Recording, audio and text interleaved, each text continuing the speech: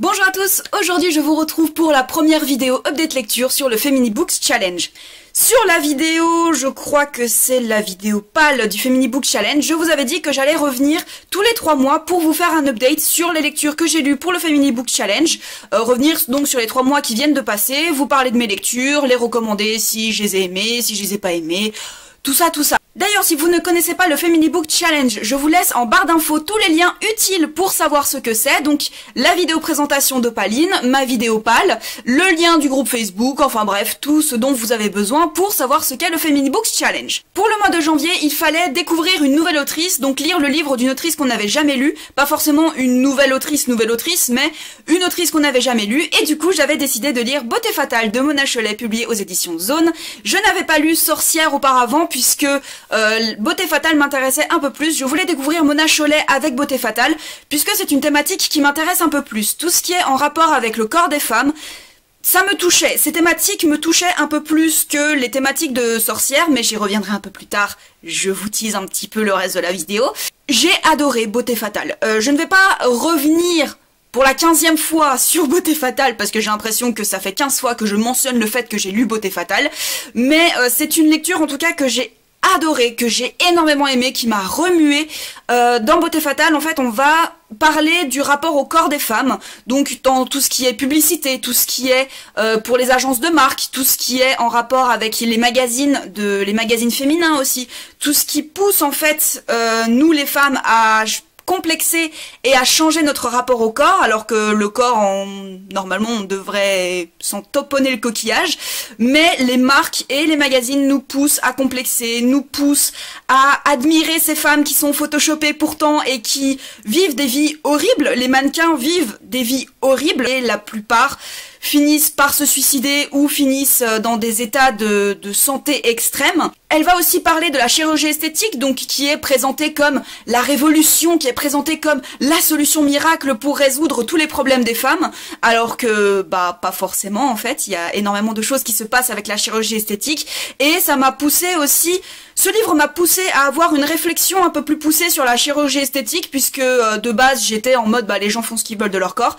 Je pense toujours ça, que les gens font ce qu'ils veulent de leur corps, puisque c'est leur propriété, ce n'est la propriété de personne d'autre que de la personne qui habite dans ce corps, mais je trouve que ça pousse quand même à une normalisation du corps, et du coup, bah, tout ce qui est différence, ça va encore être plus montré du doigt, et tout ce qui est différence qui peut être qualifié de défaut, bah, ce n'est pas forcément des défauts, et on pousse en fait les gens à se normaliser, et on pousse le corps à être normalisé, ce qui n'est pas forcément très bien, mais comme je le répète, chacun fait bien ce qu'il veut de son corps. Et on va parler aussi d'un sujet, alors je m'y attendais pas forcément, mais j'ai trouvé ça hyper intéressant qu'elle l'aborde, tout ce qui est du racisme envers les femmes racisées, c'est-à-dire qu'on va pousser les femmes racisées à se rapprocher de l'idéal de la femme blanche occidentale. Bah, j'avais vu une vidéo sur la chaîne de Zoé Vidéo, que je regarde assez intensément parce que j'aime beaucoup ses vidéos et j'aime beaucoup sa personnalité, mais elle parlait du fait que les Asiatiques, elles se poussent en fait à ressembler au plus possible aux blanches occidentales, donc qu'elles mettent des lentilles pour grossir leurs yeux, qu'elles font de la chirurgie esthétique pour avoir un visage qui se rapproche au plus de la femme occidentale. Enfin voilà, c'est toutes ces thématiques en fait m'ont énormément intéressée, m'ont énormément bouleversée, m'ont énormément énervée aussi dans certains cas, et je ne vais pas tergiverser pendant 5 ans sur ce livre. J'ai adoré Beauté Fatale, lisez-le, c'est un livre formidable. Ensuite, pour le mois de février, il fallait lire le premier roman d'une autrice, et j'avais jeté mon dévolu sur The Hate You Give de Angie Thomas, publié aux éditions Nathan. The Hate You Give va vous raconter l'histoire de Star, qui est une jeune adolescente de 16 ans environ, qui est noire et qui habite dans la banlieue d'une grande ville et qui est scolarisée dans un lycée assez huppé, donc majoritairement blanc, puisque ses parents ne voulaient pas qu'elle aille dans les écoles du quartier pour éviter qu'elle finisse dans des gangs ou qu'elle finisse mal, tout simplement. Et Star, lors d'une soirée, va retrouver un de ses meilleurs amis d'enfance qu'elle a pas vu depuis des semaines et des mois même, et elle va décider de rentrer avec lui puisque ça commence à être un peu chaud dans la soirée. Là, ils vont se faire arrêter par un policier blanc et malheureusement, le meilleur ami de Star va se faire abattre par ce policier blanc. Et on va suivre en fait tout le combat de Star pour faire reconnaître sa voix, pour faire reconnaître sa version des faits. Les médias vont évidemment se mettre à la place du policier blanc, ils vont mettre en avant sa souffrance, ils vont mettre en avant le fait qu'il s'en veut énormément, mais évidemment la communauté noire, puisque vivant dans le racisme ordinaire et le racisme tout court en fait, aux États-Unis ne va pas supporter cette situation et va commencer à faire des émeutes, va commencer à vouloir faire porter leur voix, et Star va vouloir faire porter sa propre voix, sa propre version des faits, et que ce policier est ce qu'il mérite, c'est-à-dire une condamnation pour avoir abattu un innocent. Ce texte m'a énormément bouleversée, ce texte m'a pris aux tripes, voilà, il m'a pris aux tripes, de par les thématiques évidemment, mais aussi parce que je me suis énormément attachée au personnage, que ce soit à Star ou que ce soit à tous les membres de sa famille, je me suis énormément attachée à eux, et j'ai eu énormément peur qu'il leur arrive quelque chose, et à chaque page j'avais limite peur de voir que, je sais pas, que quelqu'un allait les attaquer, que quelqu'un allait leur faire du mal, et j'ai eu très très peur pour la famille de Star.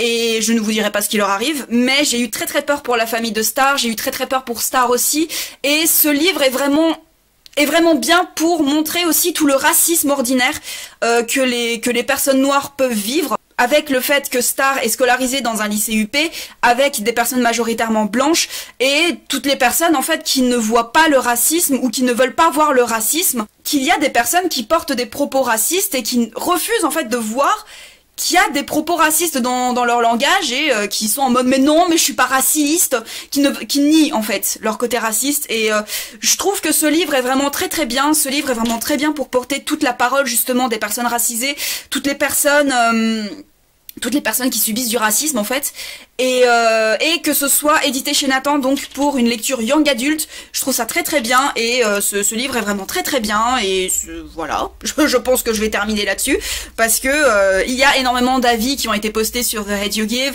il y a même un film qui a été fait que je n'ai pas encore vu, mais qui me donne très envie de le voir, j'ai très envie de voir ce film, mais voilà, c'est un livre vraiment très très bien, et je vous le recommande évidemment pour tout ce qui est des questions du racisme ordinaire, tout ce qui est des questions voilà, de la discrimination et tout ça. Je trouve que c'est vraiment un très beau texte, une très belle voix à porter et à faire entendre. Pour le mois de mars, il fallait lire un classique du féminisme, que ce soit dans la fiction ou dans l'essai ou dans n'importe quoi d'autre.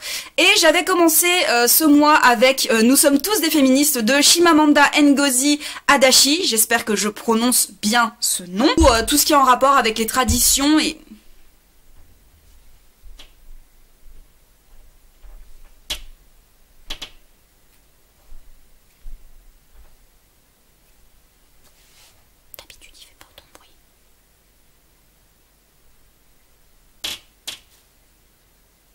Nous sommes tous des féministes est en fait la retranscription d'un discours de l'autrice qu'elle a réalisé dans une ville aux États-Unis. Je n'arrive pas à me souvenir de quelle ville aux États-Unis.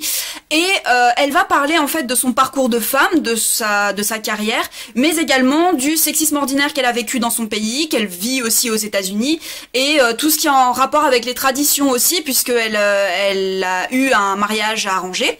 Et voilà, donc j'ai trouvé ce discours vraiment très très bien, et en plus il peut rentrer du coup dans la thématique du féminisme intersectionnel qui va se dérouler je ne sais plus quand, je crois que c'est le mois prochain d'ailleurs. Il est très facile à lire, il est très court puisqu'il fait moins de 50 pages je crois, et après on en fait une anecdote que l'autrice raconte par rapport à ses premiers mois aux États-Unis, et j'ai trouvé vraiment ce livre très très bien. Voilà, je ne puis en dire plus puisque j'ai aimé ce livre. Et ensuite, j'ai lu le fameux Sorcière, la puissance invaincue des femmes de Mona Chollet. J'espérais beaucoup de ce livre puisque, avec tous les avis positifs que j'avais lus sur internet après la claque monumentale que je me suis prise avec Beauté Fatale, j'étais sûre que ce livre allait allait me faire l'aller-retour de la claque. Ça n'a pas été ça, ça a été une bonne pichenette, mais c'est quand même un livre à lire. Dans Sorcière, la puissance a vaincu des femmes, Mona Chollet va revenir en fait sur le mythe de la sorcière, donc sur tout ce qui fait le rapport à la sorcière, le fait que ce soit une vieille madame avec le nez crochu, que c'est forcément la ville, la méchante en fait. Elle va revenir en fait sur la thématique de la sorcière et en fait prendre ce mythe, donc le fait que les sorcières étaient les agents de Satan, que c'est voilà, elle va pulvériser ce mythe déjà pour expliquer qu'en fait les femmes n'étaient pas tuées pour le simple fait que c'était des sorcières et des agents de Satan, c'était surtout parce que c'était des femmes qui voulaient l'indépendance, que c'était des veuves, elles avaient forcément une aura maléfique autour d'elles, que ce soit des femmes qui voulaient rester célibataires, qui ne voulaient pas être mariées, ou que ce soit des femmes sans enfants. Voilà, tout ce qui était en fait en dehors de l'image qu'on se faisait de la femme à l'époque, juste une procréatrice qui s'occupe des gamins au foyer. Voilà. Et quand une personne sortait de ce cadre, forcément c'était une sorcière qui avait une marque bien spécifique, donc que ce soit une tache de naissance, que ce soit quoi que ce soit, on rasait les femmes, on regardait leur corps et on se disait ah ça c'est la marque du diable. Et après on les brûlait ou on leur faisait le supplice, je crois que ça s'appelle le supplice de Dieu, c'est-à-dire qu'on les attachait en fait sur quelque chose, on les foutait dans l'eau, si elles flottaient c'était que c'était des sorcières, donc il fallait la tuer, et si elle coulait, c'était qu'elle était innocente. Mais quoi qu'il en soit, elle était morte. Et ça se passe en Europe. Hein. Elle va prendre du coup la condition de la femme à cette époque-là, donc la sorcière, et elle va voir maintenant, du coup, dans notre ère moderne et contemporaine et civilisée, si il y a toujours ce mythe qui habite les esprits, si il y a toujours cette discrimination en fait faite vers les femmes qui rentrent pas dans les cases. Et on peut dire que oui. Hein. Je n'ai qu'à donner mon propre témoignage sur le fait que je ne veuille pas d'enfant à 26 ans. J'ai souvent cette remarque, ah mais ça viendra plus tard, mais t'es encore jeune, tu sais, ça va venir, t'inquiète pas. Ah mais tu sais, l'instinct maternel, je l'ai eu aux alentours de la trentaine, donc ça viendra, ça viendra. Rien que ça. Comme je le disais dans ma vidéo, dans ma dernière vidéo, quand tu es une femme, c'est forcément pour que tu fasses des enfants. Tu ne peux pas être sur Terre pour simplement vivre ta vie. C'est forcément parce que tu veux des enfants. Voilà. On va aussi stigmatiser les femmes qui ne veulent pas être en couple, tout simplement. Et c'est forcément dans l'inconscient collectif qu'on va se dire « Ah, mais c'est parce qu'elle est un peu chiante si ça se trouve qu'elle n'arrive pas à garder un mec. » Et puis, enfin, le fait que les hommes qui vieillissent, forcément c'est beau, mais une femme qui vieillit, c'est une vieille peau. Il y a qu'à voir les paroles d'un fameux journaliste qui a dit qu'il ne pouvait aimer les femmes de plus de 50 ans. C'est typiquement le 3e chapitre de Sorcière. Cette simple phrase résume le chapitre. C'est incroyable que les femmes soient stigmatisées si elles sont célibataires, si elles ne veulent pas d'enfants, si elles sont vieilles. Comme dans Beauté Fatale, Mona Chollet va aussi faire une petite partie sur tout ce qui est les violences gynécologiques, tout ce qui est en rapport, justement, tout ce qui est dans l'inconscient collectif, que même chez certains médecins, si une femme dit qu'elle ne veut pas d'enfants, c'est qu'en fait inconsciemment elle veut avoir des enfants, mais qu'elle le sait pas, enfin... Oui, c'est cette partie qui m'a un peu plus énervée.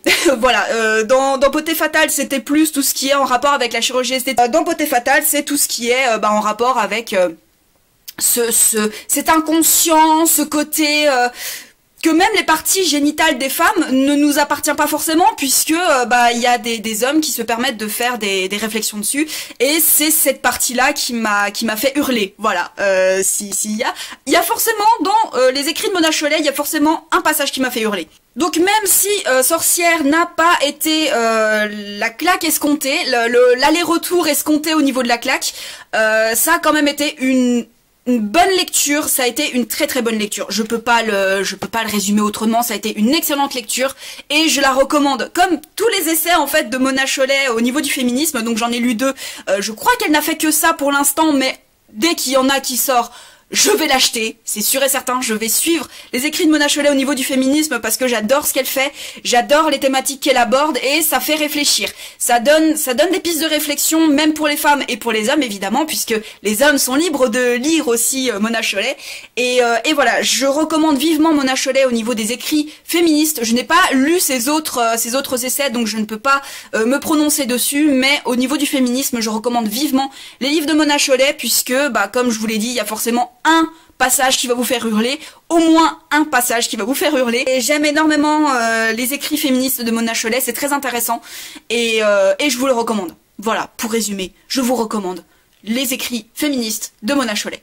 Pour faire une rapide conclusion, le début du Femini Book Challenge s'est très bien passé pour moi, ça a été que des bonnes, voire des très bonnes lectures pour moi, et je continue le challenge actuellement avec le mois d'avril, la thématique du mois d'avril avec des livres jeunesse engagés. J'ai déjà fait ma lecture, mais je m'en réserve une petite pour la route, et j'adore ce challenge. Voilà, chaque mois on découvre des nouvelles thématiques vers lesquelles on se serait pas forcément tourné. On découvre de nouvelles potentielles lectures puisqu'il y a énormément de personnes qui interagissent sur le groupe Facebook.